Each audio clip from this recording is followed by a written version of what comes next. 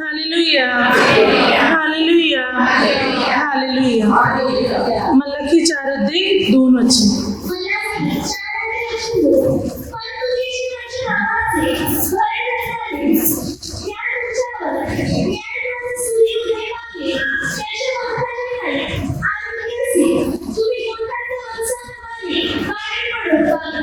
Hallelujah, hallelujah, वचन घे सगळे पहा. परमेश्वर पिता म्हणतो, पण तुम्ही जे माझ्या नामाचे भय धरणारे, त्या तुम्हावर न्यायत्वाचा सूर्य उदय पावेल, त्याच्या पंखाच्या ठाई आरोग्य असेल, तुम्ही गोठ्यातल्या वस्ताप्रमाणे बाहेर पडून बागडाल. परमेश्वर पिता या ठिकाणी काय म्हणतो, जे देवाचं भय बाळगतात, देवाला भिवून चालतात, अर्थात पापापासून दूर राहतात, वचन सांगते अशा लोकांवर न्यायत्वाचा सूर्य उदय पावेल आणि तुम्ही वस्ताप्रमाणे बाहेर पडून बागडाल. जसे की बघा, एक गोठ्यामध्ये जेव्हा एक गाई आपल्या पिल्लांना जन्म देते, तिचे जे वासरू असतात, मत्स्य वासरू, ही जी वासरे जी असतात, ही मात्र एकमेकाशी बागडत असतात. गाई त्या वासराबरोबर किंवा ती वासरू आपली गाई म्हणजे आपल्या आई बरोबर किंवा त्या गोठ्यामध्ये असलेली कितीही वासरं असू द्या, ती एकमेकाशी बागडत असतात. बागडणे म्हणजे काय? तर बागडणे म्हणजे लाडीगुडी करणे, म्हणजे प्रेम करणे, मस्ती करणे किंवा मात्र एकमेकाच्या जीवनामध्ये आनंद भरणे, याला बागडणे म्हणतात. बायबल सांगते की तुम्ही सुद्धा अशा वस्ताप्रमाणे, एखाद्या वासराप्रमाणे तुम्ही सुद्धा बागडाल, एकमेकांमध्ये आनंद भराल, तुम्ही लाडीगोडीने प्रीती प्रेमाने राहतील. तुमच्यामध्ये इतकं प्रेम असेल, इतकी ममता तुमच्यामध्ये भरलेली असेल की तुम्ही लाडीगोडीने मात्र राहतील, तुम्ही बागडतील, तुम्ही खेळतील, अगदी प्रेमाने एकमेकांना तुम्ही समजून घेतील, असं तुमचं जीवन आणि असं तुमचं कुटुंब असेल. हालेलुया. जे लोक परमेश्वरामध्ये जीवन जगतात, प्रभूमध्ये वाटचाल करतात, प्रभूच्या वचनामध्ये चालतात, प्रभूचं भय बाळगतात, त्यांचे जीवन किंवा त्यांचे कुटुंब अगदी प्रीतीने, क्षमेने आणि शांतीने भरलेलं असते. ते एकमेकाशी प्रेमाने वागतात, प्रेमाने राहतात. त्यांच्यामध्ये मात्र एकमेकांमध्ये असलेली ममता, समजून घेण्याची चांगली भावना, सहन करण्याची शक्ती, एकमेकाचा आदर करण्याची शक्ती त्यांच्यामध्ये कार्य करत असते आणि प्रीती प्रेमाने ते एकमेकाला समजून आपलं जीवन आणि आपलं कुटुंब पुढे नेत असतात. कारण देवाची उपस्थिती त्यांच्या घरात आणि त्यांच्या कुटुंबात, त्यांच्या जीवनात असते. त्यामुळे ते एकमेकाशी बागडतात, प्रेमाने राहतात. बघा, जिकडे प्रार्थना नाही, परमेश्वराचं वचन नाही, तिथे नेहमी तुम्हाला भांडणे, तंटा, वादविवाद दिसणार. ते एकमेकाच्या जीवावर उठलेले आहेत, एकमेकाशी लढाई करत आहे, एकमेकाचा तिरस्कार करत आहे, या गोष्टी तुम्हाला दिसणार. कारण तिथे प्रार्थना नाही, तिथे परमेश्वराचं वचन नाही. त्यामुळे ते एकमेकाशी झगडत, भांडत असताना तुम्हाला दिसणार. शांती नाही, प्रेम नाही. एकमेकावर एका घरात राहून, एका कुटुंबातले असून एकमेकांना अन्याय करत राहणार, एकमेकांचा तिरस्कार करत राहणार, प्रेम करणार नाही, क्षमा करणार नाही, तर नेहमी एकमेकाचा तिरस्कार करणार. कारण तिथे प्रभूची उपस्थिती मिळत नाही, तिथे परमेश्वराचं वचन मिळत नाही. पण ज्या घरात, ज्या कुटुंबात प्रार्थना आहे, परमेश्वराचं वचन आहे, ते लोक प्रेमाने, प्रीतीने आणि लाडीगोडीने राहतील. अगदी वचन सांगते, गोठ्यातल्या वस्ताप्रमाणे तुम्ही बागडतील, इतक्या प्रेमाने तुम्ही एकमेकाबरोबर राहतील. कुटुंबातले छोटे मोठे सर्वजण एकमेकाबरोबर बागडतील, खेळतील, अगदी प्रीतीने तुम्ही एकमेकाबरोबर सहवास ठेवतील. कारण त्या घरात, त्या व्यक्तीच्या जीवनात परमेश्वर आहे म्हणून सांगतात. जिथे प्रेम, दया, शांती, तिथे देवाची वस्ती. खरोखर जे कुटुंब प्रीतीने राहते, देव त्या कुटुंबात वस्ती करतो. त्यामुळे त्या कुटुंबात शांती असते. ते कुटुंबातले लोक प्रीतीने आणि लाडीगोडीने राहत असतात. परंतु ज्या घरात प्रभू मिळत नाही, प्रार्थना नाही तर प्रभू नाही तर त्या घरात नेहमी किटकिट, भांडणे, वादविवाद, एकमेकाशी नेहमी लढाई करत आहेत, मारहाण करत आहे, हेच तुम्हाला आढळून येणार. पण देवाचे भय बाळगणाऱ्या घरामध्ये ते लोक बागडणार. पुढे वचन काय सांगते पहा, स्तोत्र संहितामध्ये 118 अध्यायामध्ये त्याच्यामध्ये 15 वचन, उत्सवाचा व तारणाचा शब्द नीतिमानाच्या वस्तीत आहे. परमेश्वराचा उजवा पराक्रम करीतो. कोणाच्या वस्तीत, कोणाच्या घरात कोणता शब्द आहे? उत्सव आणि तारण. बायबल सांगते नीतिमान लोकांच्या घरात तारणाचा, उत्सव, आनंदाचा शब्द आहे. ते घर प्रेमाने, आनंदाने, उद्धाराने राहते, शांतीने ते लोक राहते. त्या घरामध्ये त्यांचे शब्द उत्सवाचे आणि तारणाचे शब्द आहेत. ती प्रीती प्रेमाने एकमेकाशी राहते, भांडणाने नाही, द्वेष किंवा तिरस्काराने नाही. बायबल सांगते नीतिमान लोकांच्या वस्तीत, त्यांच्या जागेत, त्यांच्या घरात उत्सव आणि तारणाचा शब्द असणार. ती मात्र उत्साहाने, तारणाने जीवन जगणार, अर्थात शांतीमध्ये असणार, प्रीतीमध्ये असणार, आनंद त्यांच्या जीवनात आणि घरामध्ये पसरणार. आपल्या घरात प्रार्थना आहे, आपल्या घरात प्रभू आहे, तर आपलं घर प्रेमाने नांदणार, आपलं कुटुंब प्रीतीने नांदणार, आपण प्रीतीने एकमेकाशी बागडणार, आपल्या घरात, आपल्या जीवनात शांती असणार. जर प्रार्थना आहे, प्रभू येशू आहे, प्रभूचं वचन आपल्या जीवनात, आपल्या घरात येतं. आज पाहतो आपण अनेक कुटुंबामध्ये वादविवाद आहेत, अनेक कुटुंबामध्ये भांडणे आहेत, एकमेकांमध्ये पटत नाही. अगदी मात्र थोड्या वेळातच भांडणं होते. घरामध्ये असलेल्या भावंडामध्ये पटत नाही, अगदी घरामध्ये असलेल्या पती पत्नीमध्ये पटत नाही. अनेक प्रकारचे वादविवाद आहेत. सासू सुनेमध्ये पटत नाही, घरामध्ये असलेल्या भावामध्ये पटत नाही, घरात असलेल्या जाऊमध्ये पटत नाही, किंवा ननंद जाऊमध्ये पटत नाही. का?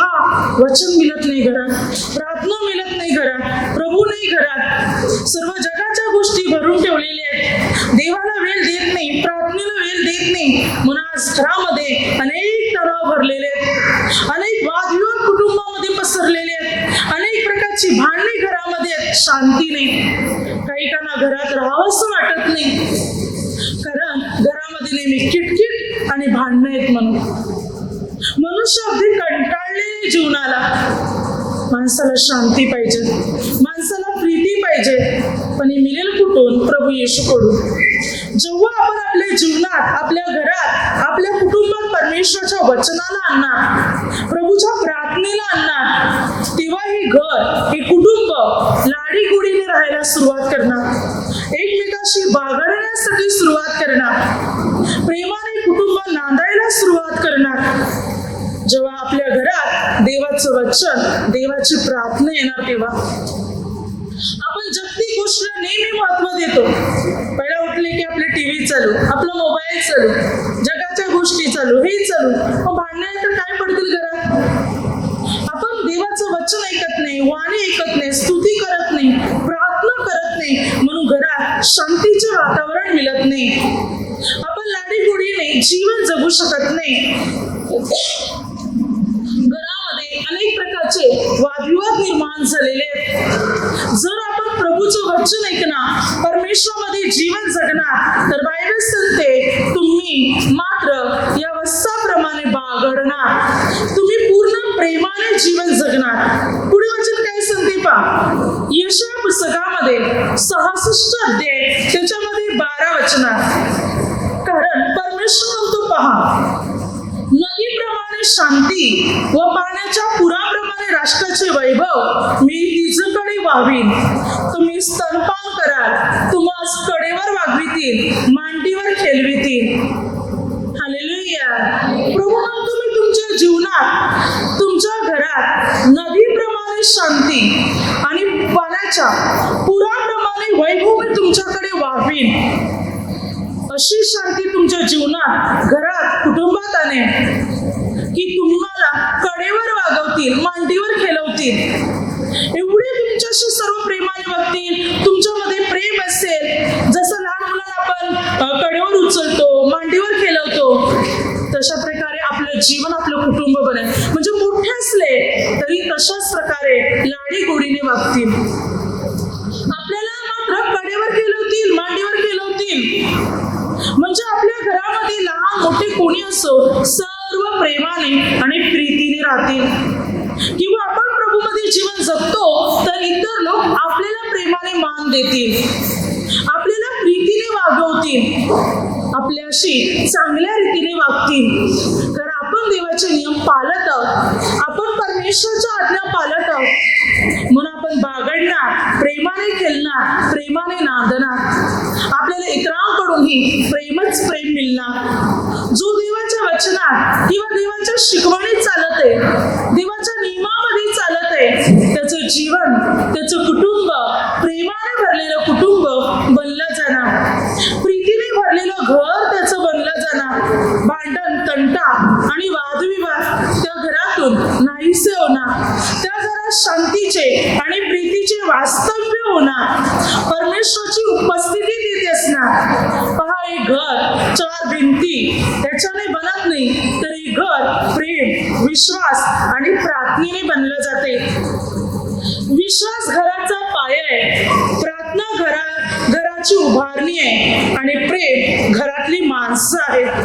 या तिनापैकी एक जरी घरात कमी आहे तर घर मात्र घर म्हणून राहणार नाही. बघा, घराला पाया घातले आणि घराची उभारणीच केली नाही तर घर होईल का? ते नाही. घराचा पाया घातलाय, घराची उभारणी केली, घर बांधले, पण माणसंच राहत नसतील तरी त्या घराला किंमत नसेल. आणि मग माणसं राहायला लागली की सर्व पूर्ण होते आणि एक घर म्हणून घर बनलं जाते.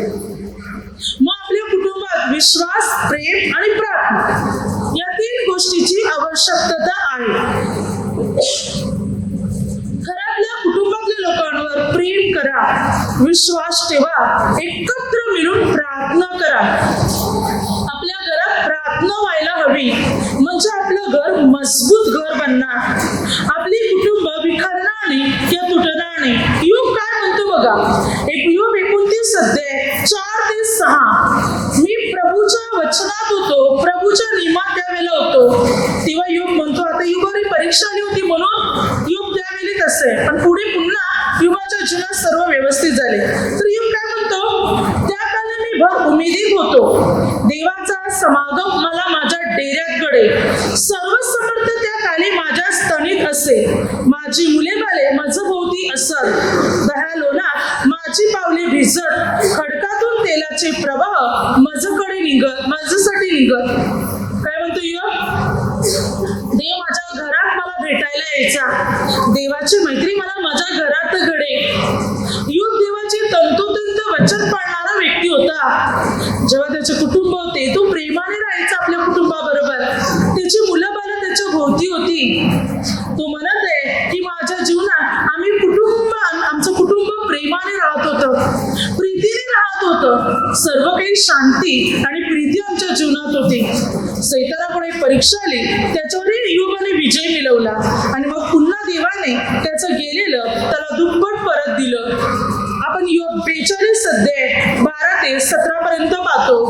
देवाने पुन्हा त्याचं सर्वस्व त्याला दिलं. पुन्हा एकदा तो आपल्या मुलाबाळांबरोबर, आपल्या नातवंडाबरोबर 4थ्या पिढीपर्यंत त्याने पुत्रपौत्रांना पाहिलं. सर्वांबरोबर आपल्या कुटुंबासह तो प्रीतीने आणि प्रेमाने राहत होता. कारण परमेश्वर योगाबरोबर होता, परमेश्वर योगाच्या कुटुंबामध्ये होता आणि म्हणून तिथे प्रेम, शांती मात्र होती. पण जिथे देवाचं वास्तव्य आहे, जिथे देवाची उपस्थिती आहे, ते घर, ते कुटुंब, ती व्यक्ती लाडीगोडीने प्रेमाने राहणार आणि ते प्रेमाने बागडणार. म्हणजे त्यांच्यामध्ये नेहमी तुम्हाला प्रेम दिसणार, त्यांच्यामध्ये नेहमी तुम्हाला चांगली गुण तुम्हाला दिसणार. परमेश्वराचा आनंद, परमेश्वराचे तेज त्या व्यक्तीमध्ये, त्या कुटुंबामध्ये तुम्हाला दिसणार. कारण प्रभूची उपस्थिती त्या घरात, त्या व्यक्तीच्या जीवनात आहे म्हणून. आणि म्हणून त्या ठिकाणी तुम्हाला प्रभूच्या लोकात शांती दिसणार. आपण प्रभूमध्ये जीवन जगले तर प्रभूची शांती आपल्या घरात येणार. बघा, प्रभू येशूने आपल्या शिष्यांना सुवार्तेचा प्रसार करताना पाठविताना प्रभूने त्यांना एक शब्द बोलायला सांगितला की तुम्ही ज्याच्या घरात जाल त्या घरात गेल्यानंतर प्रथम तुम्हाला कोणता शब्द बोलायचे? वचन सांगते मत्ते 10-12 वचनात प्रभूने काय म्हटलं, आणि घरात जाताना तुम्हाला शांती असो असे म्हणा. काय म्हणा? त्या घरात जाताना पहिलं वाक्य बोला, पहिला शब्द बोला, तुम्हाला शांती असो. कारण अनेक लोकांच्या घरात शांती मिळत नाही. भांडणे, वादविवाद आहे, अनेक प्रकारची तंट घरामध्ये आहे, शांती नाही. प्रभूने म्हटलं जेव्हा तुम्ही त्या घरात जातील, त्या घरात प्रवेश करतील, तेव्हा एक शब्द बोला, तुम्हाला शांती असो. ते घर योग्य असेल तर तुमची शांती त्या घराला लागेल. त्या घरात शांतीचे वातावरण निर्माण होईल. त्या घरातली भांडणे मिटतील. त्या घरात प्रेम निर्माण होईल. त्या घरातले लोक प्रेमाने नांदायला, बागडायला सुरुवात करतील जेव्हा तुम्ही त्या घरात जातील. कारण तिथे शांती उतरेल. प्रभूचे सेवक ज्या घरात जातील आणि जे लोक त्या ठिकाणी प्रभूचं वचन स्वीकारतील, ते त्या घरात लोक प्रेमाने, शांतीने राहायला लागतील. त्या घरामध्ये प्रीती असेल. बघा, अनेक घरामध्ये पूर्वी प्रार्थना व्हायची, ब्रदर त्या घरात जायचे, प्रेम होतं, शांती होती, भांडणे नव्हती, तंटा नव्हत्या. आज त्या घरातल्या प्रार्थना बंद झाल्या, ब्रदर जायचे बंद झाले, आणि त्यामुळे आज त्या घरामध्ये भांडणं आहेत, वादविवाद आहेत, अनेक गोष्टीमध्ये, भावंडामध्ये भांडणं पडलेली आहेत. जसं की मात्र घरावरून, पैशावरून, याच्यावरून, त्याच्यावरून अनेक प्रकारच्या समस्या आहेत. कारण देवाचं वचन आता तिथे नाही, देवाच्या व्यक्तीची पावलं तिकडे पडत नाही, मग वादविवाद होणारच. प्रभूने काय म्हटलं प्रशिष्टांना, घरात गेल्यावर पहिला सांगा तुम्हाला शांती असो, त्या घरात शांती जाणार, त्या घरातली भांडणे मिटणार, त्या घरात प्रीतीचं नातं तयार होणार, त्या घरात शांती यायला सुरुवात होणार. पण आज लोक देवाच्या वचनाचं स्वागत करत नाही आणि देवाच्या सेवकांचा पण नाही. त्यामुळे आज घरामध्ये अनेक वादविवाद आहेत, अनेक कुटुंबामध्ये भांडणं आहेत, समस्या आहेत, निराशा आहेत, प्रेम नाही. ना प्रीतीने बागडू शकत, ना प्रीतीने नांदू शकत. अनेक घरात समस्या आहेत. परमेश्वराच्या वचनात आणि नियमात जर आपण चालला, परमेश्वराचं वचन जर आपण पूर्ण रीतीने मनापासून आत्मसात करणार, तर परमेश्वर आपल्याला अनुग्रह द्यायला मात्र सुरुवात करणार. परमेश्वर आपल्या जीवनातले सर्व बंधने पूर्ण रीतीने तोडून टाकणार. आपल्या समस्या आणि आपल्या निराशा सर्व काही परमेश्वर मात्र दूर करणार. जर खरोखर प्रभूला आपल्या जीवनात, आपल्या घरात आणि आपल्या कुटुंबात बोलवणार, तर मग आपण प्रेमाने बागडणार, प्रेमाने एकमेकाबरोबर राहणार, शांतीने एकमेकावर राहणार. मग घरातले छोटे मोठे कोणी घेऊन असो, सर्व एकमेकाबरोबर बागडतील, लाडीगुडी करतील, एकमेकाशी खेळतील, प्रीतीने प्रेमाने राहतील. त्यांच्यामध्ये प्रेम असेल, वात्सल्य असेल, ममता असेल एकमेकामध्ये. कारण प्रभूची उपस्थिती त्या घरात आणि त्या कुटुंबात आहे म्हणून. वचन काय सांगते बघा, प्रेषितामध्ये कसं होतं. प्रेषितांचे कृत्य 2:46 वचनात ते दररोज एक चित्ताने व तत्परतेने मंदिरात जमत असत, घरोघरी भाकरी मोडत असत आणि देवाची स्तुती करीत हर्षाने व साल्लस मनाने जेवीत. प्रभूचे सेवक, प्रभूचे प्रेषित कसे राहायचे बघा, प्रेमाने प्रीतीने. का?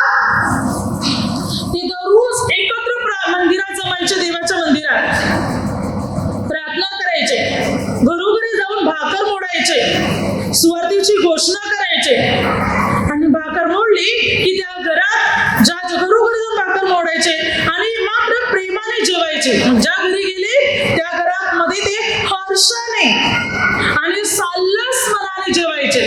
त्या घरात एवढी शांती पसरायची, प्रेमाने प्रीतीने ते एकमेकाबरोबर राहायचे. ना भांडण ना तंटा. इथे जेवायला बसले तरी जेवणावरून भांडणे, कोणाला कमी जास्त गेली त्याच्यावरून भांडणे, जेवणामध्ये काही मीठ मसाला कमी झालाय तरी भांडणे, मनासारखं बनवलं नाही तरी नाही. आज हेच का जेवायला बनवलं, भाजीच का बनवली, डालच का बनवली, तरी भांडण नाही जेवायचं मला. तंटा समस्या कुटुंबामध्ये आहे. पण बायबल सांगते एक प्रेषित प्रार्थना करायची, भाकर मोडायचे आणि हर्षाने साल्लस मनाने जेवायचे. किती प्रेम होतं त्यांच्यामध्ये. एकमेक सर्व प्रेमाने जेवायला बसायचे, प्रीतीने एकमेकांबरोबर जेवायला बसायचे. किती प्रेम असायचं त्यांच्यामध्ये. प्रभूमध्ये जीवन जगणारे, प्रार्थना करणारे प्रेमाने राहणार, प्रीतीने एकमेकांबरोबर राहणार, लाडी गोडीने ते राहणार, एकत्र मिळून जेवायला बसणार, त्यांच्यात प्रेम असणार. जिकडे प्रार्थना आहे, जिकडे देवाचं वचन आहे, तिथे सर्व लोक शांतीने आणि प्रीतीने राहणार. भांडण, तंटा आणि वादविवाद त्या व्यक्तीपासून, त्या व्यक्तीच्या कुटुंबापासून सर्व वाईट गोष्टी दूर असणार. आणि देवाचं प्रेम, देवाची शांती त्या घरामध्ये असणार, देवाची उपस्थिती त्या घरामध्ये असणार, प्रभू त्या घरामध्ये असणार. त्यामुळे ते कुटुंब, ते लोक प्रेमाने, लाडीगोडीने एकत्र मात्र राहतील. म्हणून देवाच्या वचनाला आणि प्रार्थनेला महत्व द्यायला सुरुवात करा. आज घरात भांडणं आहे, अनेक तणाव आहेत, तुम्हाला वाटते ही भांडणे मिटावी, तणाव दूर व्हावे, घरात प्रेमाचे नाते निर्माण व्हावे, तर देवाच्या वचनाला आणि प्रार्थनेला पहिलं स्थान द्यायला सुरुवात करा. जास्त प्रार्थना वाढवायला सुरुवात करा. तुमच्या घरात जे वातावरण बिघडलेलं आहे, तणाव निर्माण झाले तुमच्या कुटुंबात, ते सर्व दूर व्हायला सुरुवात होतील. तुम्ही फक्त प्रार्थना वाढवा, प्रार्थना जास्त करायला सुरुवात करा. घरामध्ये जी दुष्ट आत्म्याची बंधन आहेत ती सर्व तुटतील, निघून जातील आणि मग घरामध्ये शांतीचे, प्रेमाचे वातावरण मात्र निर्माण होईल. प्रभूची उपस्थिती घरात आणि कुटुंबात असणार. हळूहळू सर्व नाती व्यवस्थित होतील. हळूहळू कुटुंबातली हर एक व्यक्ती एकमेकाला समजून घ्यायला सुरुवात करतील, एकमेकाबरोबर प्रेमाने बोलायला सुरुवात करतील. सर्व वाद मिटतील, सर्व भांडणे मिटली जातील आणि प्रेम एकमेकामध्ये निर्माण होईल. म्हणून प्रार्थना वाढवा. तुमच्या घरात शांती यावी, तुमचं घर लाडी गोडीने राहावं, प्रेमाने बागडावं असं वाटत असेल तर पहिला प्रार्थना वाढवा. परमेश्वराकडे वळा, प्रार्थना जास्त करायला सुरुवात करा. खरोखर घरात प्रेम निर्माण होईल. Hallelujah, hallelujah. वचन काय सांगते पहा, यशामध्ये 11:5-9 वचनात कसं प्रेम निर्माण होईल, कसे राहतील पहा. काय सांगते पहा, धार्मिकता त्याचे वेष्टन व सत्यता त्याचा कमरबंद होईल. लांडगा कोकराजवळ राहील, चित्ता करडाजवळ बसेल. वासरू तरुण सिंह व पुष्ट बैल एकत्र राहतील, त्यास लहान मूल वळवील. गाय व अस्वल एकत्र चरतील, त्याचे बच्चे एकत्र बसतील. सिंह बैलाप्रमाणे कडबा खाईल, ताने बाल नागाच्या बिलाजवळ केले. थान तुटी मूल पुरुषाच्या बुबलाला हात लावील. माझ्या सगळ्या पवित्र डोंगरावर ती उपद्रव देणार नाही व नासधूस करणार नाही. कारण सागर जसा जलपूर्ण आहे तशी परमेश्वराच्या ज्ञानाने पृथ्वी परिपूर्ण होईल. काय सांगते बायबल? ही गोष्ट कधी घडेल? प्रेम, दया, शांती, क्षमा कशी निर्माण होईल? भय, भीती नाहीशी होईल. सर्व लाडी गोडीने प्रेमाने राहतील. प्राणी सुद्धा, पक्षी सुद्धा, अगदी मनुष्य सुद्धा, सर्व जनावरे सुद्धा. जेव्हा बायबल सांगते की मात्र जेव्हा धार्मिकता आणि सत्यता वाढेल, तेव्हा धार्मिकता त्याचे वेष्टन व सत्यता त्याचा कमरबंद होईल. त्यावेळेला जेव्हा धार्मिकता वाढेल, पवित्रता वाढेल, नीतिमत्वता वाढेल, त्यावेळेला प्राणी सुद्धा एकमेकाला खाणार नाही. बायबल सांगते सिंहाजवळ वासरू बसेल, लहान मूल अगदी नागाच्या बिलाजवळ बसेल. ना नाग ना साप त्या बालाला चावेल. अगदी वचन सांगते की मात्र सिंह असो, साप असो, या बैल असो, असो, सर्व एकत्र खेळतील, एकत्र चरतील, लहान मुलेही त्यांच्या बरोबर प्रेमाने राहतील. म्हणजे मनुष्य असो, प्राणी असो, जनावरे असो, सर्व लाडी गोडीने राहतील. कधी? जेव्हा धार्मिकता वाढेल. Hallelujah, hallelujah, hallelujah. आता मला शब्दाद्वारे जे काही चुकलं असेल त्याबद्दल मला क्षमा असावी. Hallelujah, hallelujah, hallelujah.